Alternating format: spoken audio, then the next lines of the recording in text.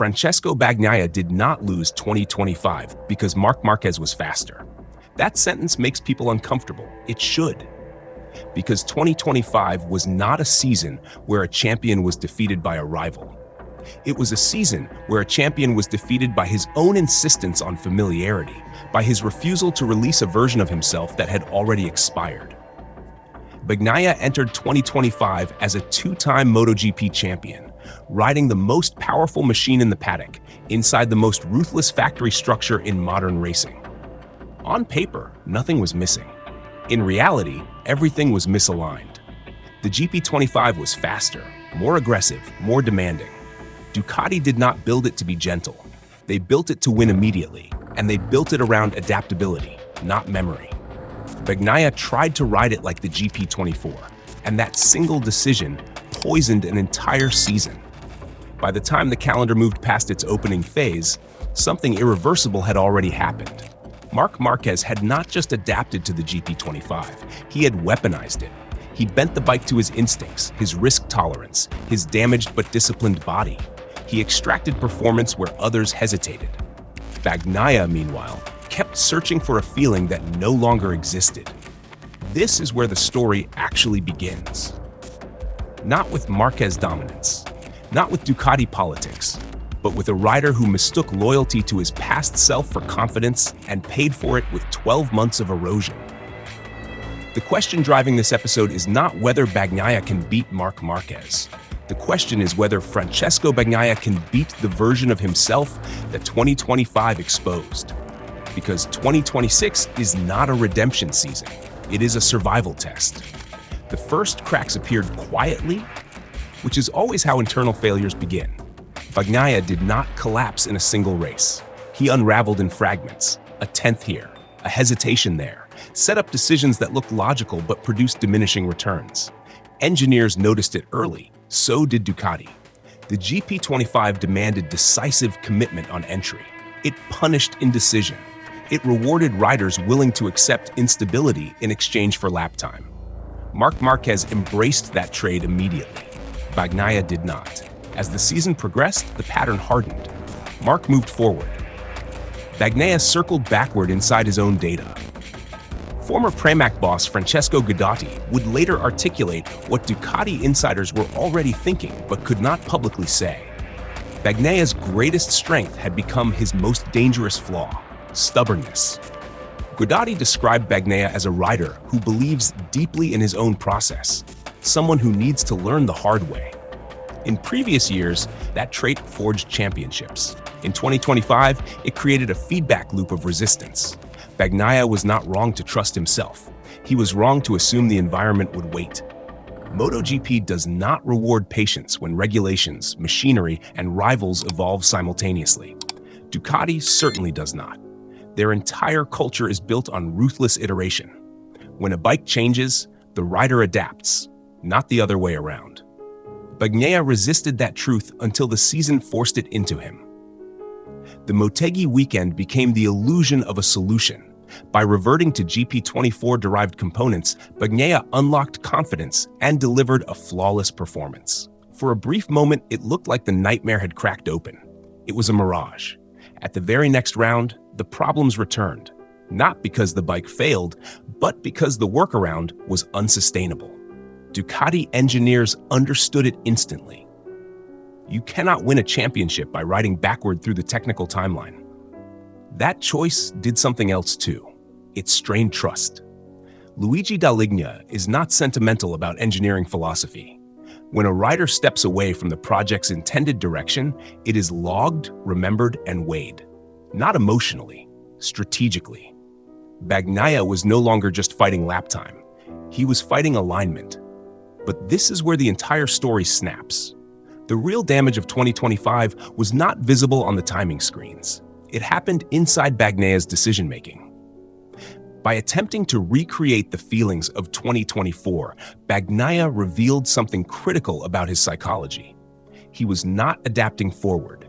He was protecting backward. That distinction matters. Marc Márquez never chased the Honda he lost. He never tried to resurrect a version of himself that existed before injury. He adapted his riding style, his risk profile, his expectations. He survived by letting go. Bagnaia tried to preserve continuity. In a season defined by disruption, continuity became a liability. This is the hidden contradiction of 2025. The rider considered the most technically refined in the paddock struggled not because he lacked skill, but because he trusted repetition over reinvention. That is why the lesson mattered, and that is why 2026 is different. By mid-season, Ducati's internal power balance had shifted decisively. Marc Márquez was not just winning races, he was dictating development language. Feedback meetings revolved around his sensations, his tolerances, his interpretation of risk. The GP25 evolved in his direction because his direction delivered results. Bagnaia's feedback did not disappear. It simply lost urgency. This is not betrayal. This is factory logic. Ducati chose the rider who could extract performance immediately. They always do. Mugello 2024 already proved that. When Marc Márquez stated that Pramac was not an option, Ducati pivoted within 24 hours and reshaped their future. Bagnaia understood that history better than anyone, which made 2025 psychologically brutal. He was not being sidelined by politics. He was being outpaced by adaptability. Every attempt to force the GP25 into familiar territory widened the gap. Every weekend, Marc refined his approach. Bagnaia chased stability. In MotoGP, stability without aggression is stagnation. The championship math reflected it. Marc sealed the title with 5 rounds remaining. Bagnaia watched records fall on equal machinery. This is where most narratives collapse into the easy explanation. Marc is better. Bagnaia is weaker. That explanation is lazy. The truth is sharper. Marc solved the problem in front of him. Bagnaia tried to solve the problem behind him. By the time Bagnaia publicly admitted he was wrong to chase 2024 feelings, the season was already lost. But something else had been gained. Clarity. Everything you thought you understood stops working here. The power reversal in this story is not Marc Márquez overtaking Francesco Bagnaia. It is Francesco Bagnaia overtaking his own denial. For the first time in his MotoGP career, Bagnaia acknowledged that his process had failed him. Not the bike, not the team, not the circumstances, himself. That admission does not weaken a champion, it recalibrates one. Because the moment Bagnaia stopped trying to recreate the past, his objectives shifted. 2026 stopped being about beating Marc Márquez. It became about restoring internal alignment with Ducati's philosophy. This is the pivot most people missed. The consequences of 2025 extend far beyond a single bad season. Bagnaia enters 2026 with his factory seat intact, but his margin for error reduced to almost nothing. Ducati's structure is locked. 4 factory-spec bikes. No political refuge. No technical indulgence. This is not about favoritism. It is about proof. Bagnaia's objective in 2026 is brutally simple. Re-establish himself as a rider who evolves with the machine, not against it. That does not require beating Marc Márquez outright. It requires demonstrating adaptability under pressure, because Ducati's future calculus already includes 2027, new regulations, new 850cc era, Michelin exiting, a complete reset that punishes riders who cling to muscle memory. That era will reward those who adapt fastest, not those who reminisce best. If Bagnaia fails to realign in 2026, his long-term position becomes fragile, not publicly, internally. This is where exit speculation begins to whisper, not because Ducati wants him gone, but because Ducati never anchors strategy to nostalgia. Bagnaia knows this. That knowledge is not a burden, it is leverage.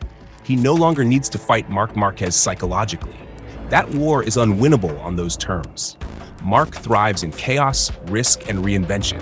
That is his ecosystem. Bagnaia's strength has always been something else. Execution, precision, repeatability under pressure. 2025 distorted those strengths by trapping them in the wrong frame. 2026 is his opportunity to redeploy them in a forward-looking way. The lesson Guidotti referred to was not about humility. It was about speed of acceptance. MotoGP careers do not end when riders lose pace. They end when riders stop updating their mental software.